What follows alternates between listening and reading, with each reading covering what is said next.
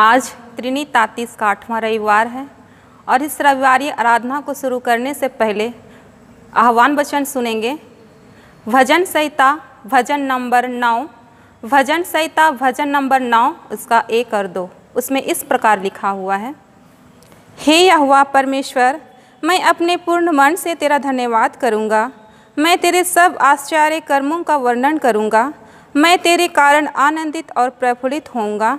हे परम प्रधान, मैं तेरे नाम का भजन गाऊंगा। यहाँ तक आमीन। आइए हम प्रार्थना करें। हे महान अनुग्रहकारी जीवित यहोवा पिता परमेश्वर, इस घड़ी पिता परमेश्वर, इस सुबह की बेले में पिता परमेश्वर, इस पवित्र दिन में हाँ पिता परमेश्वर हम सबों को ले पहुंचाया है पिता परमेश्वर। हम प्रार्थना करते हैं पिता और हम धन्यवाद देते हैं पिता परमेश्वर कि आपने हम सबों को सुरक्षित रखा। बीते सप्ताह बीते दिनों में पिता परमेश्वर हर एक संकट विपत्ति हर एक दुख तकलीफ़ों से हम सबों को सुरक्षित रखा है। हाँ पिता परमेश्वर, इस निमित्त आपका हम धन्यवाद करते हैं। प्रेमिता परमेश्वर, हम प्रार्थना करते हैं पिता परमेश्वर, जब आज हम YouTube के माध्यम से पिता परमेश्वर आज यहाँ आपके जो भी वचनों को पिता परमेश्वर और जो भी गीतों को हम गाएंगे पिता परमेश्वर, उन गीत और वचनों को पिता परमेश्वर हर एक मंडली के भाई बहन के जीवन में पिता परमेश्वर उन वचनों को दीजिए पिता, ताकि हर एक भाई बहन उन वचनों को अपने मनो हृदय में रखने पाए। हाँ पिता परमेश्वर, और उनके द्वारा अपने जीवन को चलाने पाए। हाँ पिता परमेश्वर, हम प्रार्थना करते हैं और आपकी उपस्थिति हम सबों के बीच में दीजिए, ताकि हम सब आपकी उपस्थिति में होकर पिता परमेश्वर आपकी आराधना स्तुति करने पाए। हाँ पिता परमेश्वर, और क्या मांगने के पुरुष सब कुछ जानता और देता है। यही दिन दुआ प्रार्थना तेरे बेटे यीशु मसीह के नाम से मांगते हैं। सुन और स्वर्ग के राज्य में अनुग्रह से ग्रहण कर लीजिए। आमीन। आइए त्रिनितातीस के 8वें रविवार में फिर से आप सबों का इस ईश्वरीय आराधना में आप सबों का यहाँ हार्दिक स्वागत है। ईश्वरीय आराधना को आरंभ करते हुए हम गीत गाएंगे। साक्षी वाणी गीत नंबर 313, बहती नदियों को यहोवा बियावान बनाता है।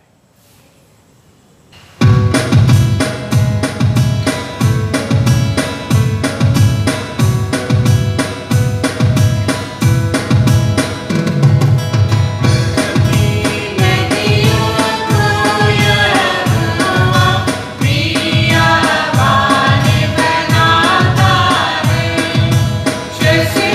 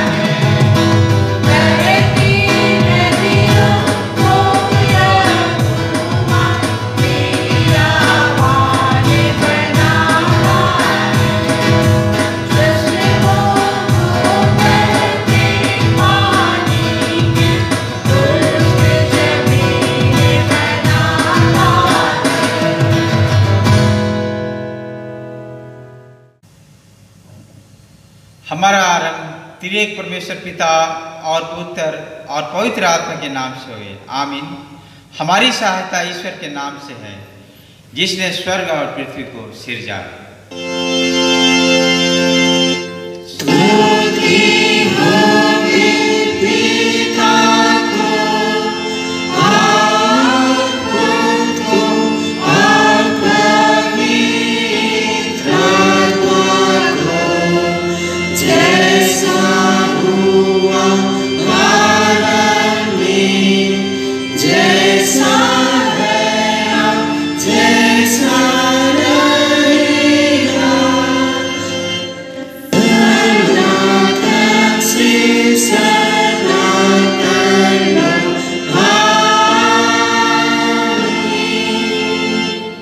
हम ईश्वर के सामने अपने पापों को दीनताई से मान लेवे। हे सर्वशक्तिमान ईश्वर दयालु पिता, हम दीनताई से अपने सब पाप और अपराधों को तेरे सम्मुख मान लेते हैं। तू अपने प्रिय पुत्र हमारे प्रभु यीशु ख्रीस्त के कारण हम पर दया दृष्टि कर और हमारे सब पापों को क्षमा कर, आमीन।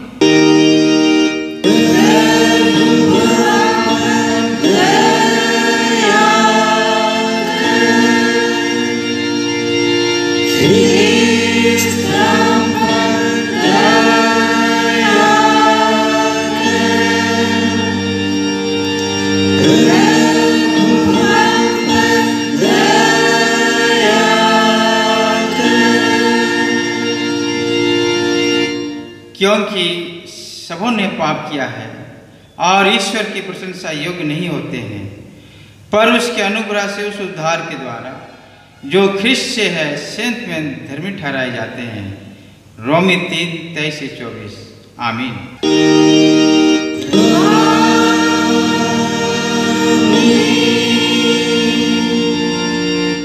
सबसे ऊंचे स्थान में ईश्वर का गुणानुवाद हुए।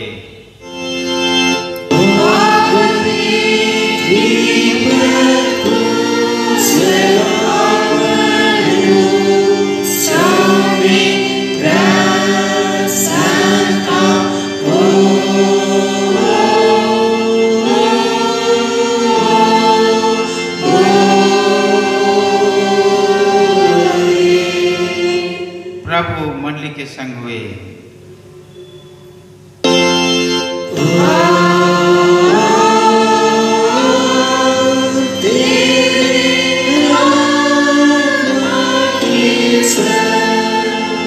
हम प्रार्थना करें। हे प्रिय प्रभु स्वर्गवासी पिता, हम तेरा धन्यवाद करते हैं कि तू अपनी कृपा से हमारा विनाश नहीं चाहता है, परंतु कि हम अपना मन तेरी ओर फिराएं और बच जाएं।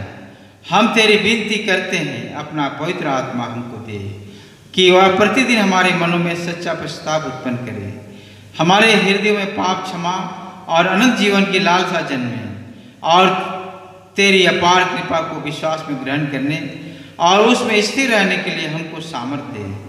हर प्रकार की परीक्षा में हमको संभाल, कि जिससे अनुग्रह के द्वारा अंत में परम सुखी हो जाएं, हमारे प्रभु यीशु ख्रीस्त के कारण, आमीन।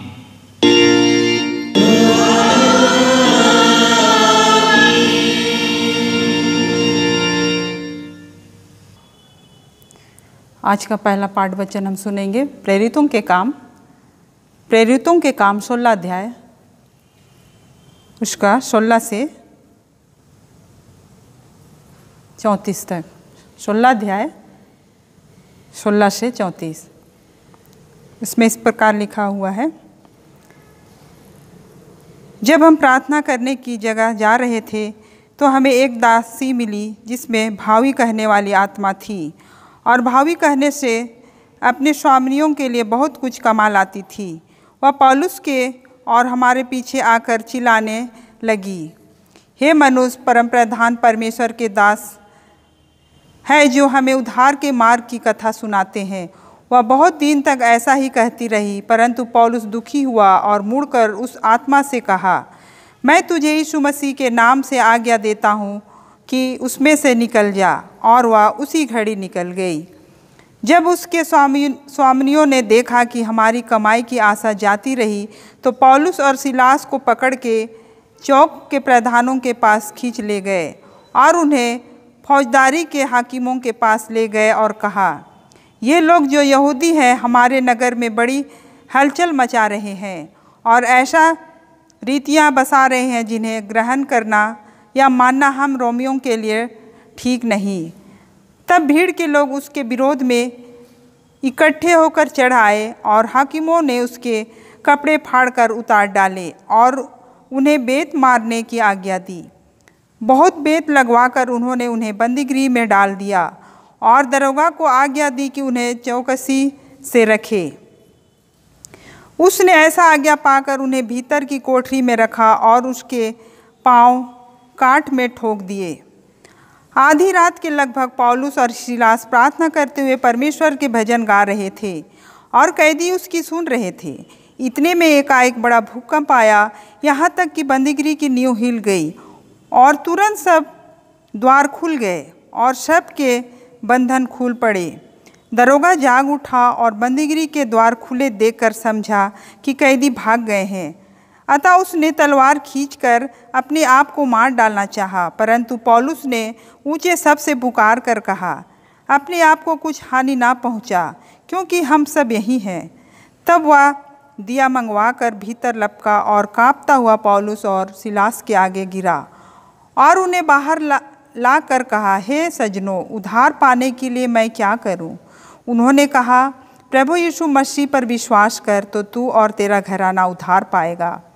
और उन्होंने उसको और उसके सारे घर के लोगों को प्रभु का वचन सुनाया। रात को उसी घड़ी उसने उन्हें ले जाकर उसके घाव धोए और उसके अपने सब लोगों समेत तुरंत बपतिस्मा लिया।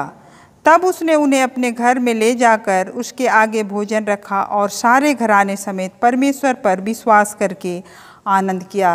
यहाँ तक आमीन। तेरा धन्यवाद होए हे क्रिस्त यीशु, हालेलुया।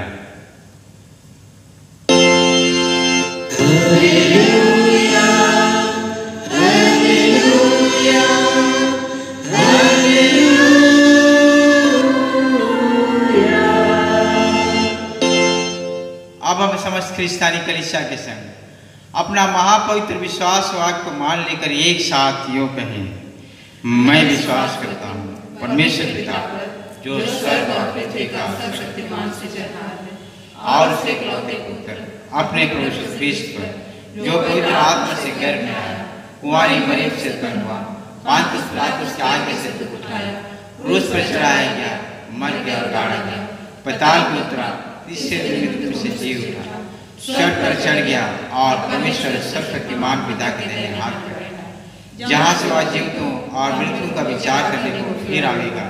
मैं विश्वास करता हूँ पवित्र आत्मा पर, एक ही पवित्र क्रिस्तानी कलीसिया, पवित्रों की संगत पर, पापों की क्षमा, देह के जीवन और अनंत जीवन पर। आमीन।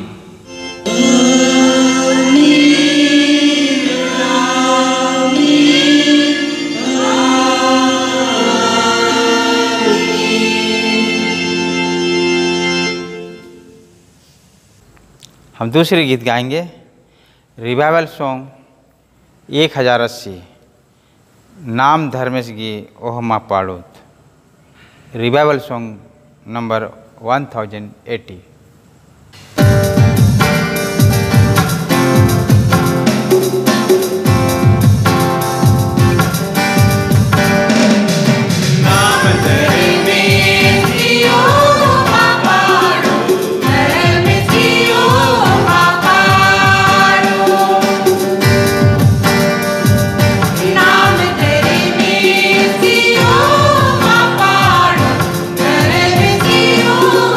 Bye.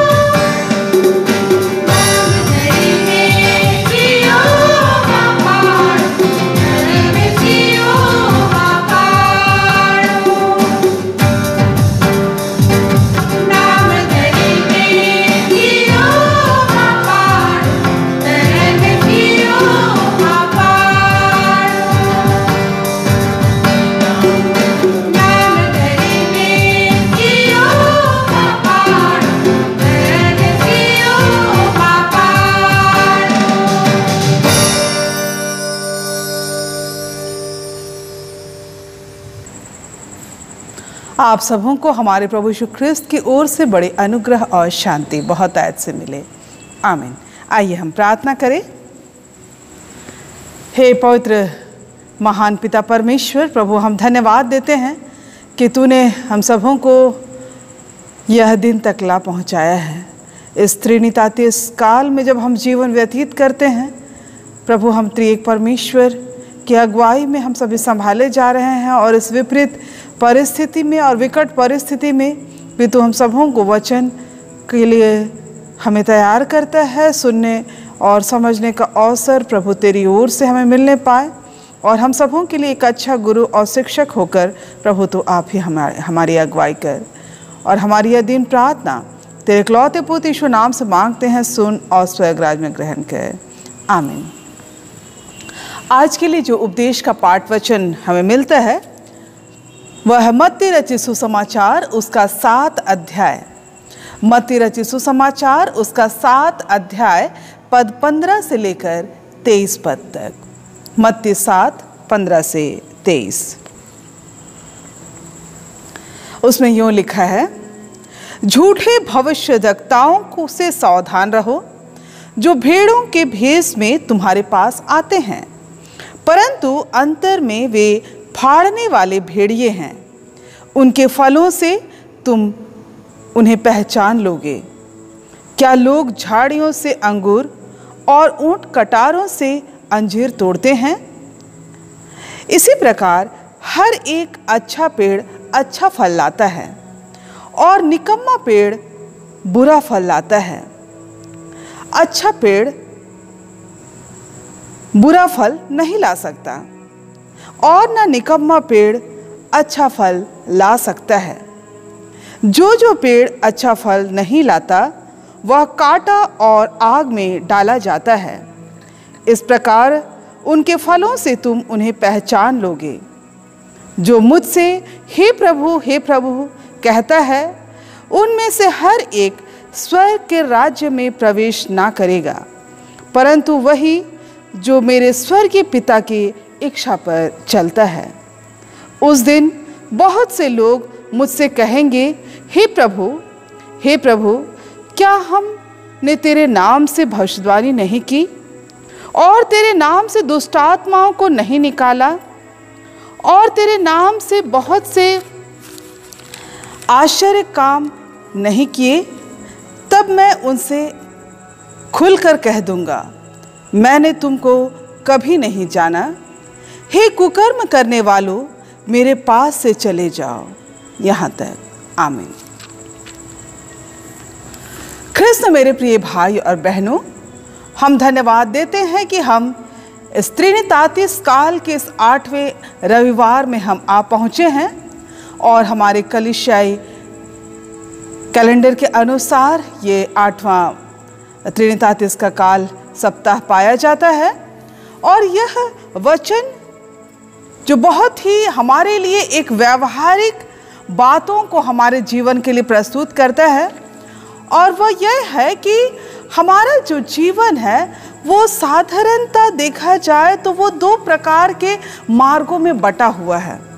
2 प्रकार के रास्ते हैं और उन रास्तों में एक मनुष्य कैसे जीवन व्यतीत करता है। 2 प्रकार के रास्ते हैं। एक वो रास्ता है जो हमारे लिए बहुत सरल होता है, जहां हम स्वयं अपनी इच्छा की पूर्ति के अनुसार और हम अपनी अधिकांश अपनी जो आकांक्षाएं हैं, जो हमारी व्यक्तिगत जीवन के साथ, हमारी व्यक्तिगत इच्छा के साथ जुड़ी है, हम उसके अनुसार जीना पसंद करते हैं। और ये साधारण ये बात है कि ऐसा विश्वास या फिर ऐसा इस प्रकार का जीवन जीने की जो शैली है, ये अधिकांश लोग ऐसे रास्ता को चुनते हैं। लेकिन यह जब हम इस बाइबली विचारधारा के साथ, परमेश्वर की विचारधारा की ओर से हम अगर चले, तो यह रास्ता मानो हमें विनाश की ओर ले चलता है। लेकिन इसी के विपरीत और एक दूसरा रास्ता है जो सकरा मार्ग दिखाई देता है। और यह सकरा मार्ग दिखाई देता है यानी आसान नहीं है ये जीवन और संघर्ष से भरा हुआ जीवन है। और इसमें हम स्वयं यीशु ने जो स्वयं अपने व्यक्तिगत जीवन की अभिलाषाओं को, इच्छा को उन्होंने प्राथमिकता नहीं दिया, लेकिन उससे बढ़कर वह क्रूस के उस स्थान में जहां अंतिम शब्दों में भी वह लोगों को माफ करता हुआ दिखाई दिया। अर्थात यीशु ख्रिस्त का जीवन, वह स्वयं का इनकार करते हुए वह आगे बढ़ा। आज जब हम और आप इस ख्रिस्तीय जीवन यात्रा में बढ़ते हैं और यीशु ख्रिस्त को हमने ग्रहण किया है, यह एक धर्म को स्थापित करने की बात नहीं, लेकिन एक सच्चे ईश्वर को ग्रहण करने की बात है। जरूर यह सकरा मार्ग में चलने के द्वारा से हम बहुत यहाँ पहचान अलग अलग प्रकार से हो सकता है, जहाँ हमारे सामने में यह भी दिखाई देने मिलता है कि झूठे शिक्षक होंगे जिसके द्वारा से हम ठगे जा सकते हैं, जो हमारे लिए एक अनेक प्रकार के सैद्धांतिक बातों को और वो बातों को रख सकते हैं। लेकिन ख्रिस्त मेरे प्रिय भाई और बहनों, जब हम इन बातों के साथ हम आगे बढ़ते हैं तो हमारा जीवन निश्चित रूप से एक बहुत प्रकार का एक चुनौती भरा जीवन है। और उसका उदाहरण हम स्वयं पहले पाठ वचन में हम पौलुस के जीवन की घटनाओं के द्वारा देख सकते हैं, जहां वह दूसरी मिशनरी यात्रा की शुरुआत करता है। यह दूसरी मिशनरी यात्रा उनके लिए बहुत ही चुनौती का समय था। यह इस रूप में मैं कहना चाहूँगी क्योंकि वह जब इस दूसरी मिशनरी यात्रा को उन्होंने शुरू किया, प्रचार का काम उन्हें शुरू करना था, तो सबसे पहले एक मतभेद का सामना करना पड़ा। और ऐसे में वह एक अन्य व्यक्ति को साथ लेना पड़ा इस यात्रा के लिए जब उन्हें आगे बढ़ना था। जब इस यात्रा को उन्होंने आरंभ करना चाहा, विचार बहुत अच्छा था। विचार यह था कि जहाँ जहाँ पौलुस के द्वारा से सुसमाचार का कार्य हुआ, और पौलुस ने कहा कि बरनबास को कि यह समय है कि हम सबों को फिर से चलकर उन भाइयों को देखने की आवश्यकता है कि वे कैसे हैं। लेकिन बहुत बार ऐसा दिखाई देता है, और पौलुस ने भी उस बातों को अपने जीवन में अनुभव किया कि वहाँ पर एक आपसी तालमेल की घटी दिखाई दी, एक सहयोगी के बीच में और सहकर्मी के साथ एक अच्छा सहयोग नहीं मिला, और परिणाम यह हुआ एक अलगाव की बात। और यह अलगाव कहीं ना कहीं एक बिखरने और टूटने की प्रक्रिया की ओर ले जाता है। लेकिन ऐसे घड़ी में भी पौलुस हिम्मत नहीं हारता है, लेकिन वह एक इस कार्य के लिए जब आगे बढ़ता है तो जरूर एक नए चुनौती के साथ, नए व्यक्ति को साथ लेकर चलने की आवश्यकता पड़ी, और वह अपना कदम को उन्होंने पीछे नहीं हटाया। और इसी बीच में हम यह पाते हैं कि जैसा वो आगे बढ़ा, अर्थात आज आवश्यकता है जब हमारे जीवन में चुनौती आएंगी, अनेक प्रकार के का विरोधाभास की स्थिति भी आएगी, लेकिन क्या ऐसी स्थिति में हमारे कदम या रुक जाते हैं या फिर हम उसको बढ़ने के लिए, अपने कदम को बढ़ाने के लिए हम तैयार होते हैं। लेकिन अच्छा बात हम यहाँ अच्छी बातों को देखने पाते हैं कि पौलुस वहाँ हिम्मत नहीं हारता है और अपने कदम को उन्होंने बढ़ाया। और यही कारण है कि वह देखने पाता है, एक ऐसे दर्शन की बातों को देखने पाता है। और यह दर्शन यही था कि भविष्य में इस सुसमाचार कार्य के द्वारा बहुतों के जीवन आशीषित होंगे, जिसमें कि लूदिया के जीवन को देखते हैं कि लूदिया का जीवन बचाया जाता है और सारे घराने के लोगों ने बपतिस्मा लिया। भावी आत्मा से भरी हुई आत्मा से में एक महिला जो पाई गई, और उसका जीवन भी उस दुष्टता के विचारों से वह बचाई गई। और उसके बाद वैसे लोग जो एक नीच कमाई का एक जरिया इस बहन को लिए हुए थे, एक मोहरा बनाए हुए थे, और वह उनकी कमाई के जो तरीके थे, वो उनकी जो आशा थी वो जाती रही। बहुत बार यह हमारे लिए चुनौती है कि आपको और हमको यदि कोई इस्तेमाल कर रहा है तो उसके पीछे किसी का क्या मंतव्य है। क्या वह एक किसी व्यक्तिगत जीवन के लाभ के लिए होता है, या फिर परमेश्वर को आदर महिमा देने के लिए होता है। और इतना ही से केवल काम रुका नहीं, लेकिन हम ये पाते हैं कि उसके साथ और भी जोखिमों का सामना करना पड़ा पौलुस को। कैद में, जबकि दोषी करार नहीं हुआ था, बिना दोष को प्रूव किए ही मानो पौलुस को सजा दे दी गई और वह उसके पैर को काट से ठोंक दिया गया। बहुत बार ऐसा ही होता है, और यीशु के स्वयं ही एक ज्वलंत जो उदाहरण है वो यीशु ख्रिस्त के जीवन के द्वारा से देखने पाते हैं कि लोगों ने तो उसे प्रमाणित नहीं कर पाए, लोगों ने उसे निर्दोष साबित किया, लेकिन अंततः यीशु को क्रूस पर चढ़ना पड़ा। यह इसलिए हुआ क्योंकि इसके पीछे यदि यह मनुष्य का काम होता तो यहाँ यीशु का जीवन बच जाता, यह सांसारिक रूप में वह जी पाते।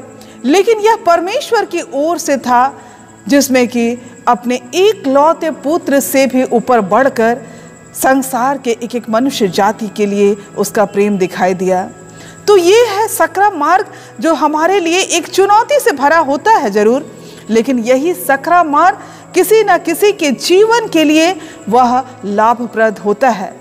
और यही उदाहरण आज पूरे दुनिया के लिए है कि यीशु ख्रिस्त का निर्दोष लहू का बहाया जाना वो हमारे और आपके लिए वह एक अनमोल रत्न के समान हमारे जीवन को बचाए जाने के लिए हुआ है।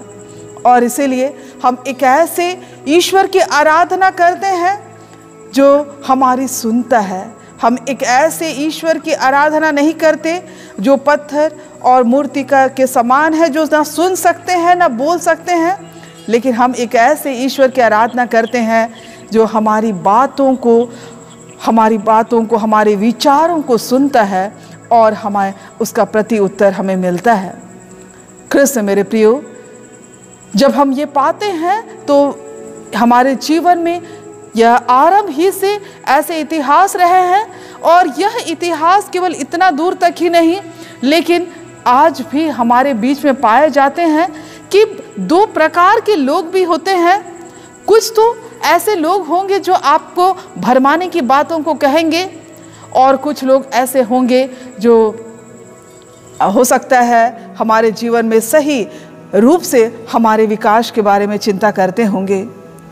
सचमुच यह जो झूठे भविष्यद्वक्ता उठ खड़े होंगे आज आपको और हमको, जब हम ख्रिस्त विश्वासी हैं, ख्रिस्त पर भरोसा करने वाले हैं, वचन बताता है जहाँ कि ऐसा परिस्थिति होगा, यानी मत्ती 10:16 के अनुसार, देखो मैं तुम्हें भेड़ों के समान भेड़ियों के बीच में भेजता हूँ, इसलिए सांपों के समान बुद्धिमान और कबूतरों के समान भोले बनो।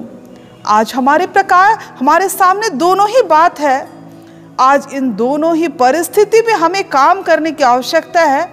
आज हमें जिस संसार में जीते हैं वहाँ भी हमें जीने की आवश्यकता है, वहाँ भी हमारी जो जिम्मेदारी है, जवाबदेही है, उसको भी निभाने की आवश्यकता है। और इसी के साथ हमारे परमेश्वर की ओर, परमेश्वर के प्रति जो हमारी जवाबदेही है उसको निभाने की आवश्यकता है, जिसका एक ज्वलंत नमूना स्वयं यीशु ख्रिस्त अपने जीवन के द्वारा हम सबों के बीच में रखता है। और इसीलिए जब हम इस वचन को अगर हम लोग देखने पाते हैं, एक बीज का उदाहरण अगर देखा जाए आज के वचन के अनुसार, तो हम यह बीज के बारे में ऐसा पाते हैं कि उनके फलों से तुम उन्हें पहचान लोगे।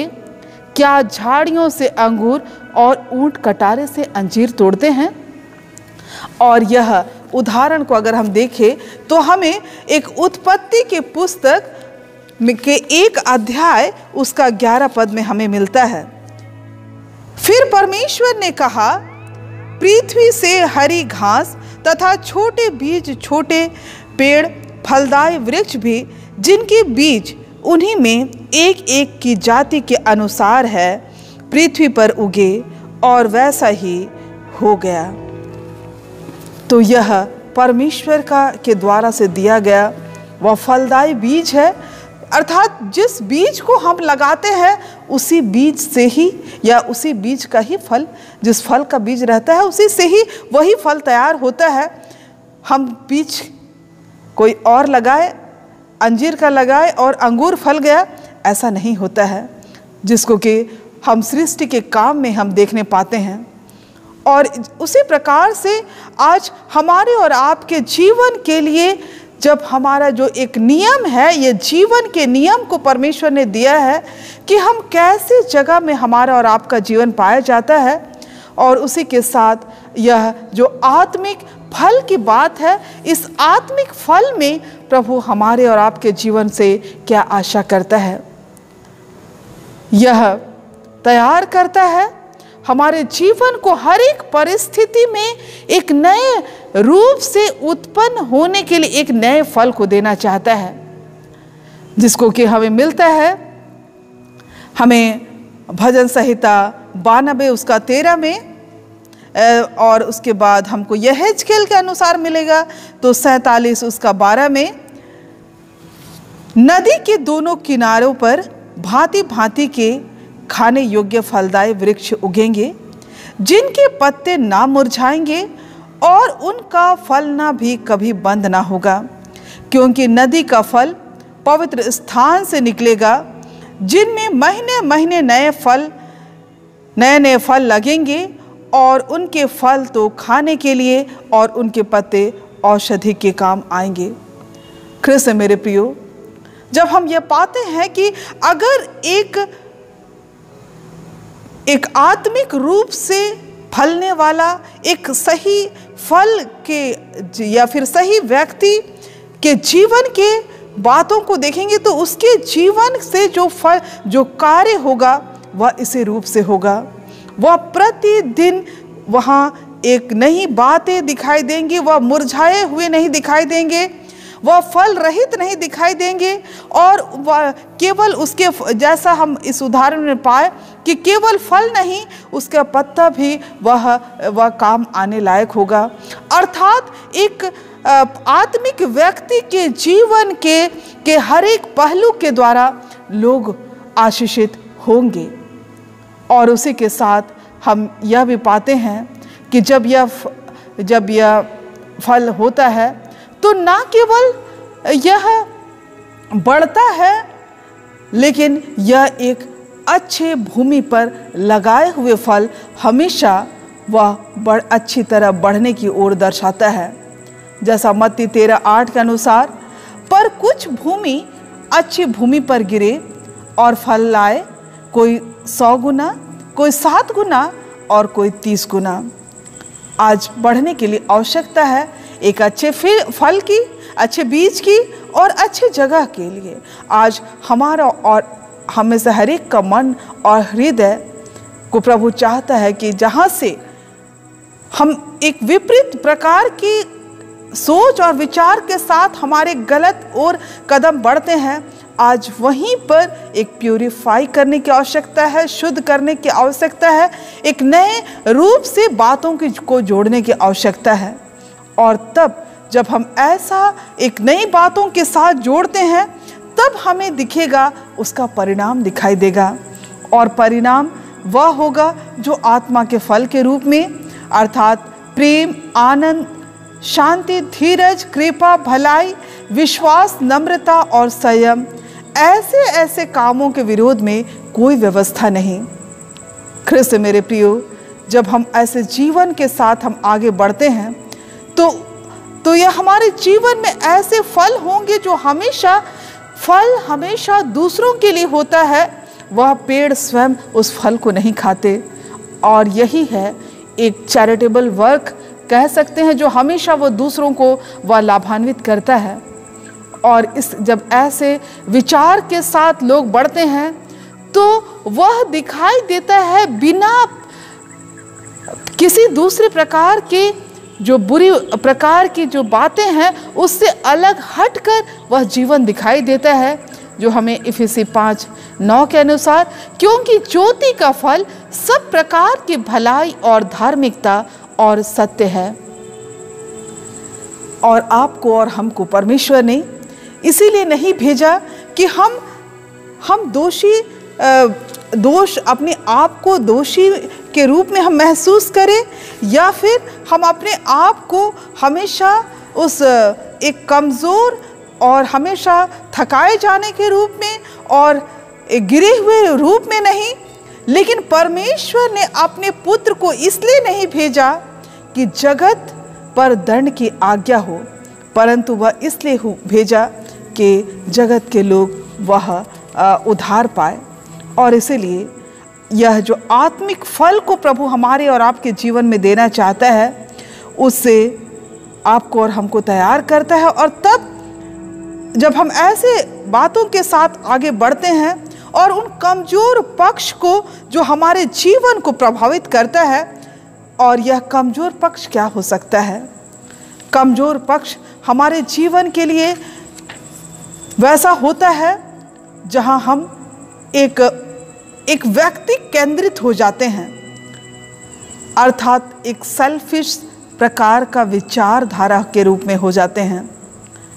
और यह वैसा होता है जैसा कि अगर हमने किसी भूखे को देखा और हम उसे नहीं खिलाए, यदि हमने प्यासा को देखा और हमने पानी पिलाए नहीं, और यदि कोई परदेशी रहा और हम उसके लिए तरस नहीं खाए। लेकिन जिस यीशु की हम आराधना करते हैं वह तरस खाने वाला यीशु है, और तरस खाते हुए वह लोगों के जीवन के लिए कार्य करता है। आज परमेश्वर के लोग कौन लोग हैं? क्या परमेश्वर का पुत्र और उसका घराना जो यूसुफ और मरियम और उसके बेटे, उसके भाई और बहनें थे, क्या ये लोग ही वे परमेश्वर के लोग कहे जाएंगे? या फिर वे लोग कहे जाएंगे जो इस्राएली में जिसको परमेश्वर ने निज प्रजा कहा, क्या यही लोग केवल परमेश्वर के लोग कहेंगे? वचन बताता है लूका 8:21 के अनुसार, मेरी माता और मेरे भाई ये ही हैं जो परमेश्वर का वचन सुनते और मानते हैं।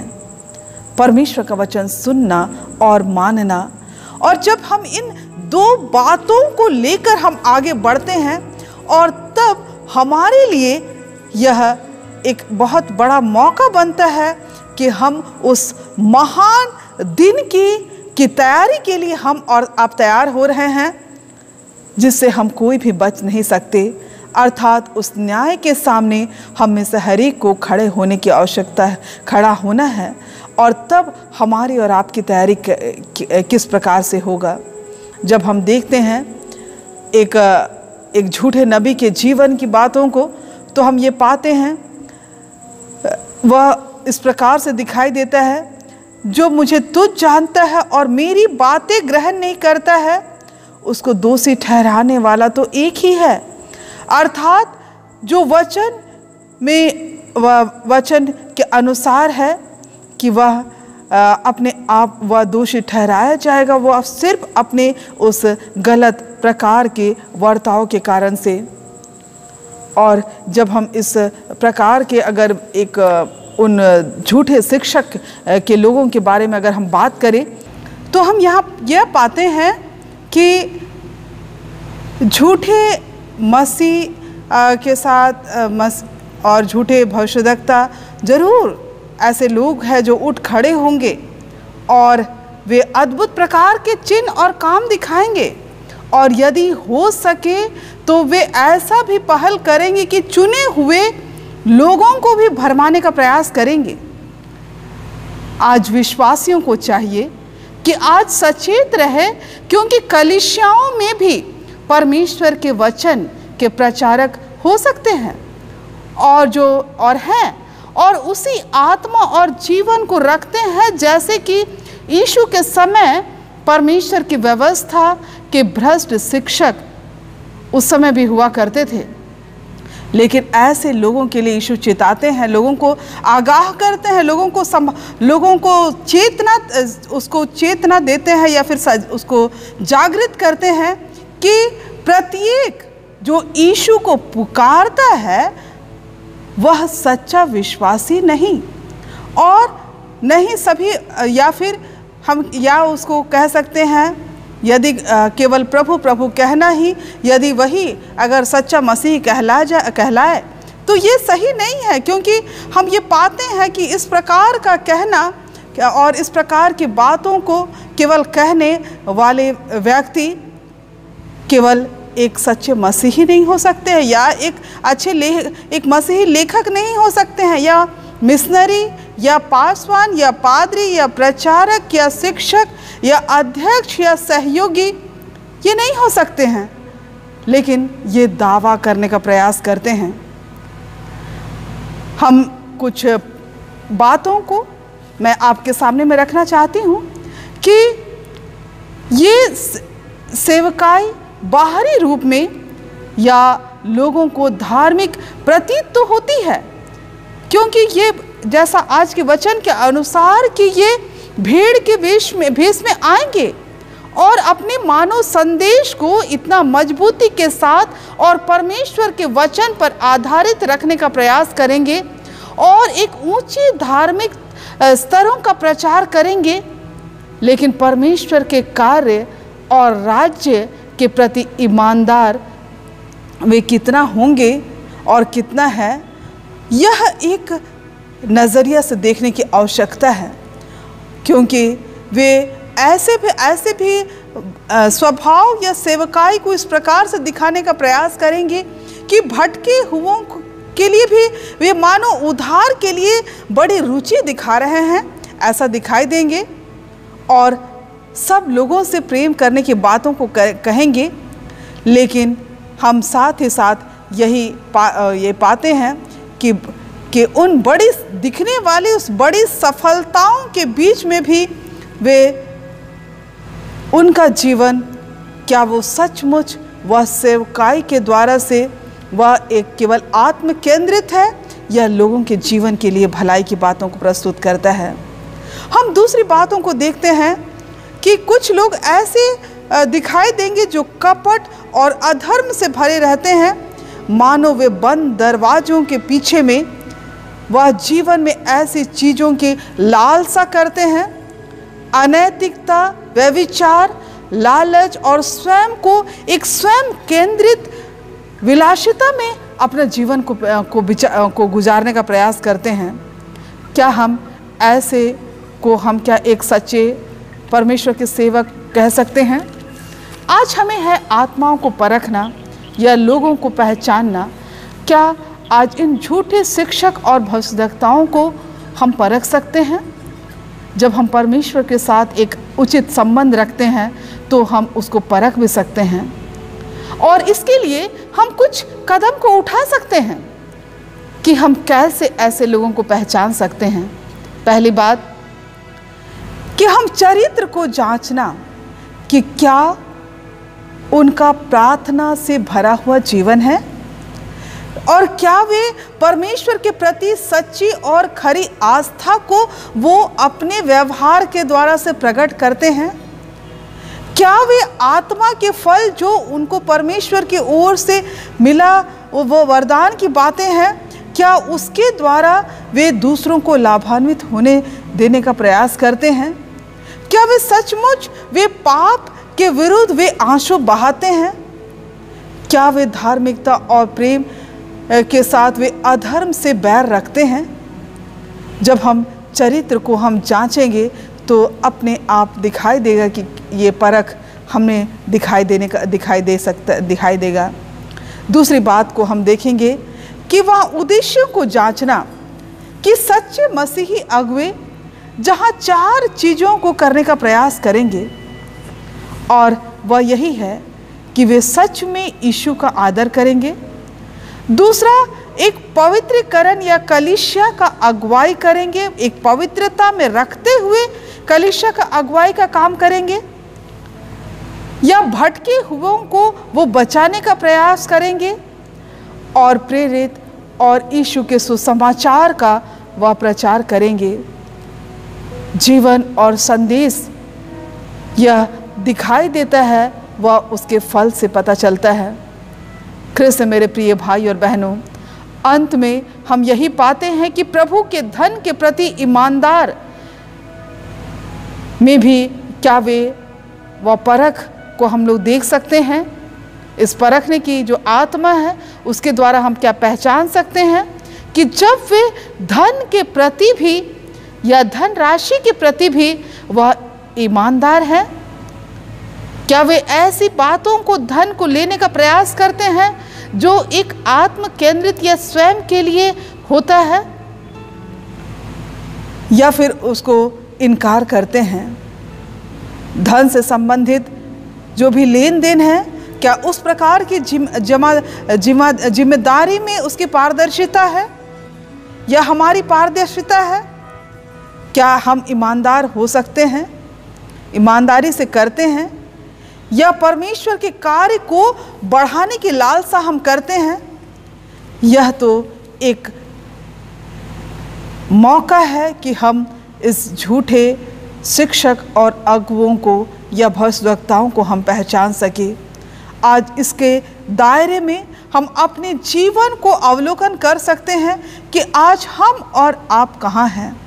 जिस ड्यूटी को, जिस जवाबदेही को परमेश्वर ने दिया है, क्या उस जवाबदेही को निभाने के लिए हम और आप तैयार हो पा रहे हैं? क्या हम उस वचन को सुनने वाले के साथ उसको मानने वाले हैं? आज प्रभु हमारे जीवन को अद्भुत रीति से हमें संभालता है कि हम पहचान पाए।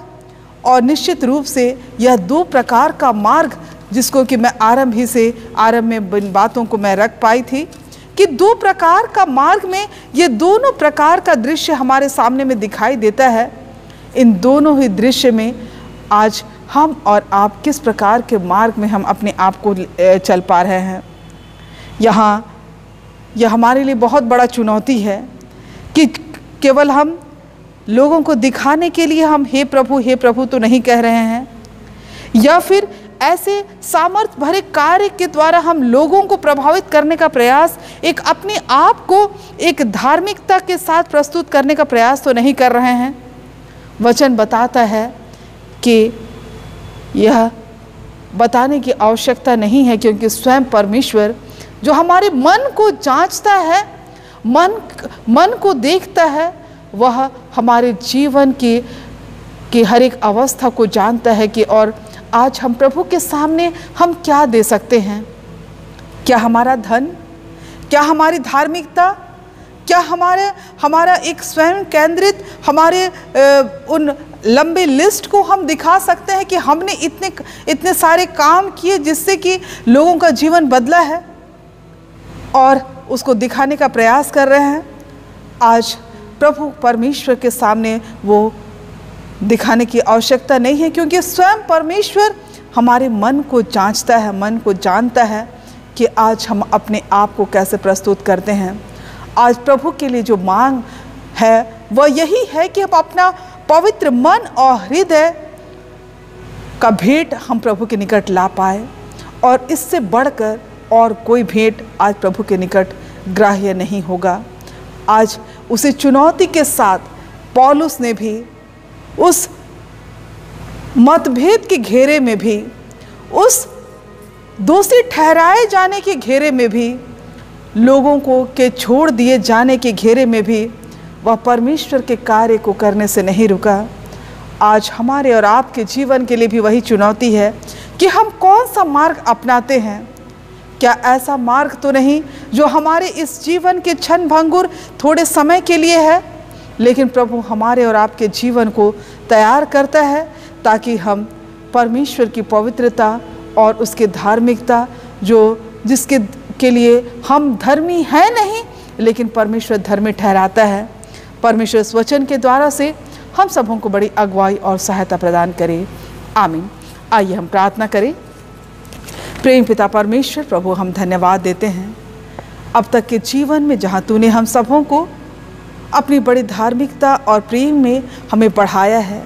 प्रभु तू चाहता है कि जिस बीज को तूने वचन रूपी बीज को हमारे मन और हृदय में रोपा है, वही बीज बढ़ने पाए, फलने पाए, और उसके जैसे एक तेरे द्वारा रोपे गए हर एक उस पेड़ के हर एक, चाहे वो फल हो, पत्ती हो, हर एक चीज वह काम आए, वैसे ही प्रभु हमारे और आपके हमेशा हर एक के जीवन के हर एक पहलू वह आपके लिए काम आने पाए।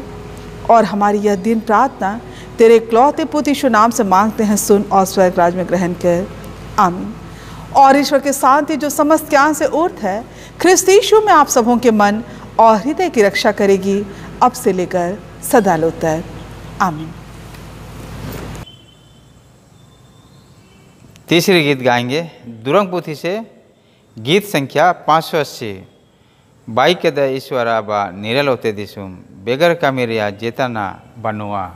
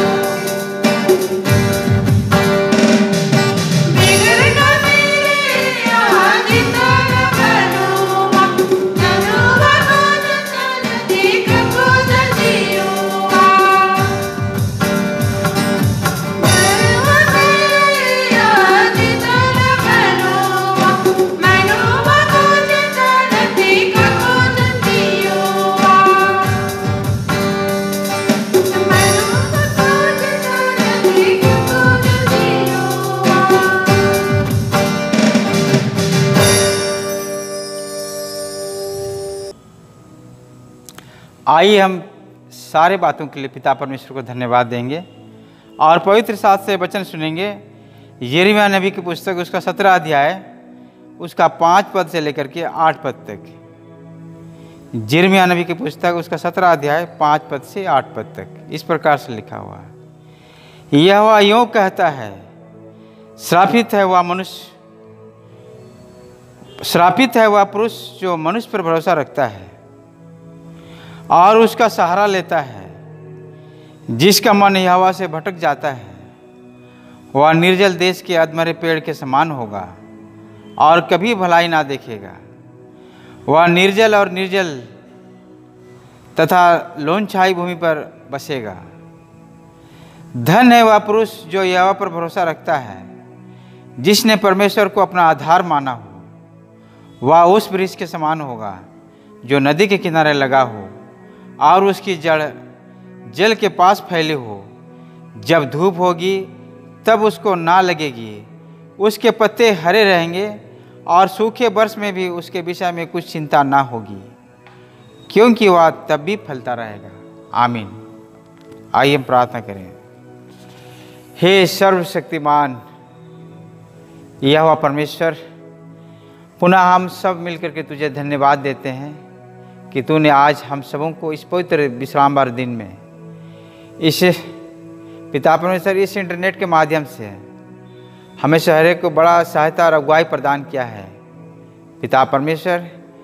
और आज तूने हमें हर एक को अपने पवित्र वचन के द्वारा बहुत ऐसे आशीष प्रदान किया है। हम सब मिलकर तुझे धन्यवाद देते हैं पिता परमेश्वर। तू ही अपनी पवित्र आत्मा के द्वारा हमें हर एक को सहायता प्रदान कर कि हमारा जीवन और हमारा प्रत्येक दिन का हमारा कार्य सही प्रकार की बातें पिता परमेश्वर तेरे इच्छा के अनुसार होने पाए।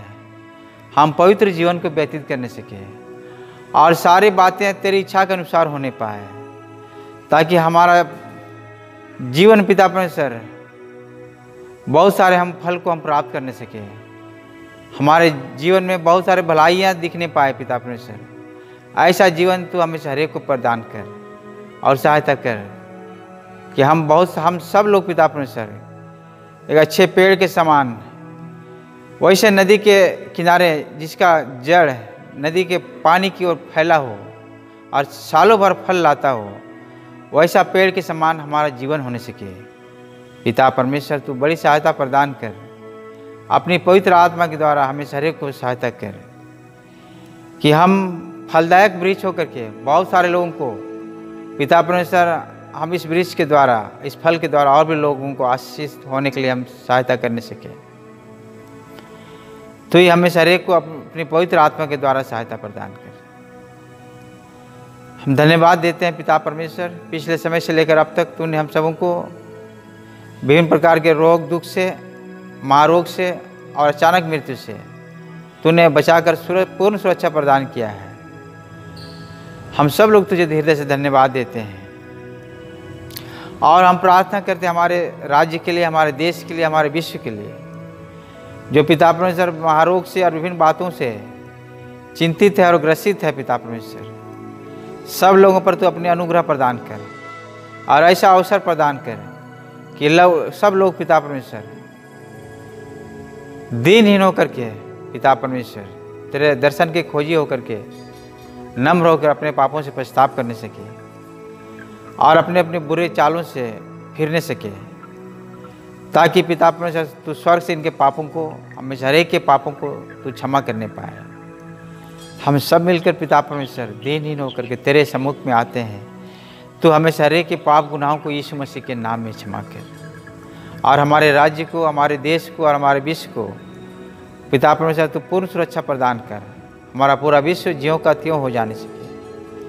पिता परमेश्वर ऐसा बड़ा अनुग्रह और सहायता प्रदान कर कि लोग तेरे इकलौते पुत्र यीशु ख्रिस्त के माध्यम से अपने अपने पापों से और बुराई से पिता परमेश्वर जितने प्रकार के भी पाप का कलंक हो, सब तेरे इकलौते पुत्र यीशु ख्रिस्त के पवित्र लोह के द्वारा पिता परमेश्वर सब उद्धार पाने सके और तेरे इकलौते पुत्र यीशु ख्रिस्त के माध्यम से सब लोग स्वर्ग राज्य में प्रवेश करने पाए।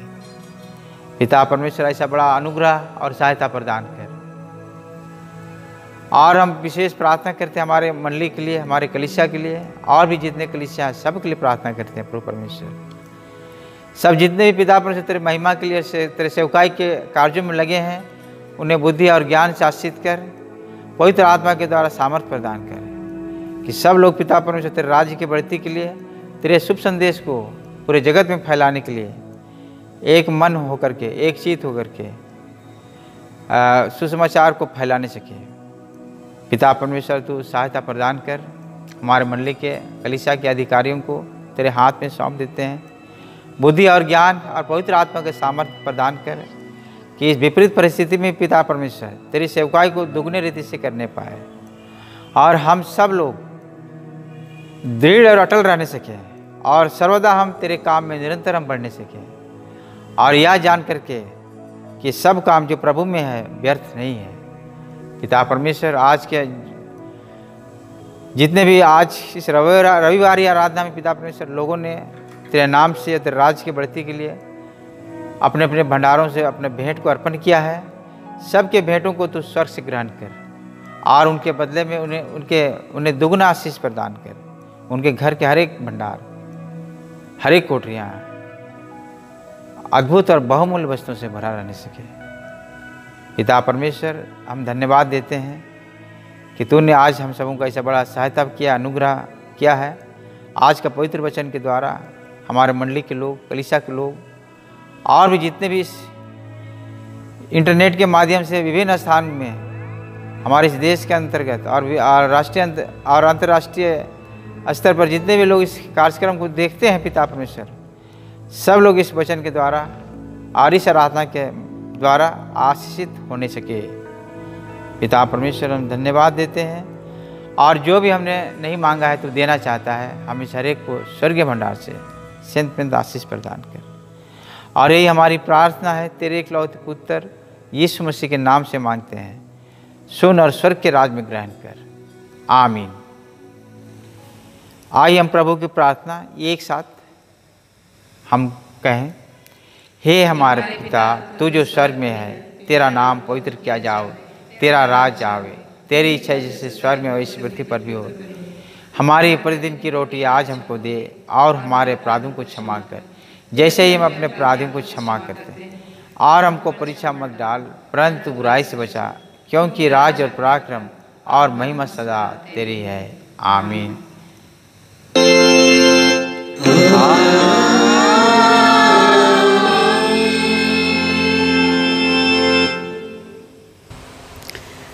त्रिएक परमेश्वर का आशीर्वाद विश्वास से और दीन मन से ग्रहण करे। परमेश्वर तुझे आशीष देवे और तेरी रक्षा करे। परमेश्वर अपना मुँह तुझे प्रकाश करे और तुझ पर अनुग्रह करे। परमेश्वर अपना मुँह तुझे प्रकाश करे और तुझे कुशल देवे। आमीन।